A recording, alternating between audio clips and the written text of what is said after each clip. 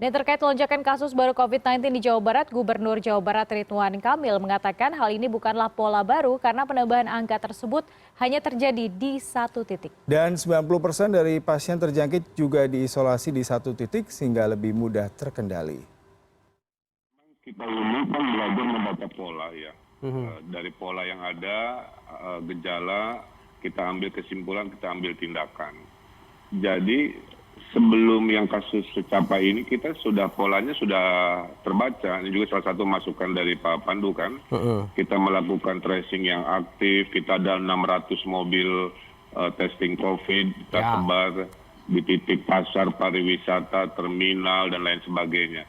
Tapi ada yang sifatnya itu adalah anomali. Nah kalau anomali itu seperti yang secapai ini, tidak ada yang bisa kita prediksi dan coba bayangkan dalam satu titik jumlahnya di atas 1.000 kira-kira begitu ya. Dan dilaporkan dalam kurun 2 hari, kemarin sekitar 200-an, sekarang 900-an. Nah waktu saya bedah lagi Mas datanya, yang hari ini dilaporkan sekitar 965, dari satu titik itu ada 910 kalau nggak salah. Berarti 55-nya itu yang pola yang lama, yang tiap hari kan Jawa Barat sebenarnya tanda kutip selalu di bawah 100 ya.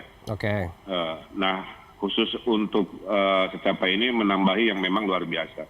Sehingga saya menduga besok-besok lusa pun kita kurang lebih akan kembali ke pola yang sudah kita prediksi, yaitu di angka 50, 60 dan seterusnya yang terus kita kejar supaya lebih rendah lagi.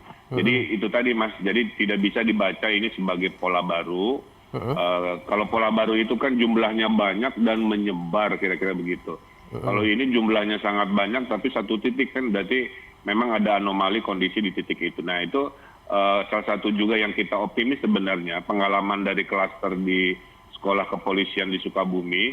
Kalau terjadinya di lembaga pendidikan militer Polri sebenarnya itu 90% itu rata-rata OTG, karena para perwira siswanya itu kan orang-orang terpilih yang badannya itu fisiknya kuat-kuat. Maka penyembuhannya dari hasil laporan memang paling banyak dan paling cepat. Nah, kira-kira begitu. Sehingga dari 1000-an di secapai itu yang di rumah sakit kan hanya 16 orang yang ada gejala sedang. Jadi 90 sekian persennya diisolasi di satu titik pula, jadi lebih terkendali, pintu masuknya hanya satu, dan mudah-mudahan dalam hitungan 14 hari 1000-an perwira ini bisa kembali beraktivitas. Artinya Anda mengatakan bahwa klaster ini mudah sekali untuk dilokalisasi dan diisolasi karena memang berada dalam satu tempat atau zona yang aksesnya juga cukup terbatas begitu ya? Betul. Dulu kita pernah ada klaster yang paling sulit namanya klaster gereja GBI, mungkin Pak Pandu monitor ya. Itu kita nge-trackingnya berminggu-minggu ke pasien yang sekunder, dicek lagi ke yang tersier, terus yang sampai level 4 ke supirnya, ke panjang itu. Menyebar ke seluruh beberapa kabupaten kan, itu paling menyulitkan dalam sejarah kita tracking klaster itu adalah salah satunya itu. Tapi kalau satu titik seperti Sukabumi dan sekarang Secapa itu betul-betul terkendali. Kenapa?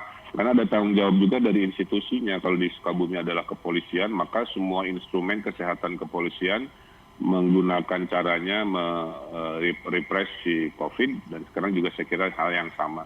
Jadi harap dibedakan antara kemampuan gara-gara pola dan menyebar, tentunya itu menjadi sebuah hal yang betul-betul harus jadi lampu merah, atau anomali-anomali yang kadang-kadang memang menyergap kita di luar dugaan kita, walaupun semua protokol sudah kita terapkan secara merata. Maka kalau dia rata-rata tadi sebelum anomali ini ya di Jawa Barat rata-rata itu biasanya urutan ke-5, ke-6 dibanding provinsi lain yang lebih merata.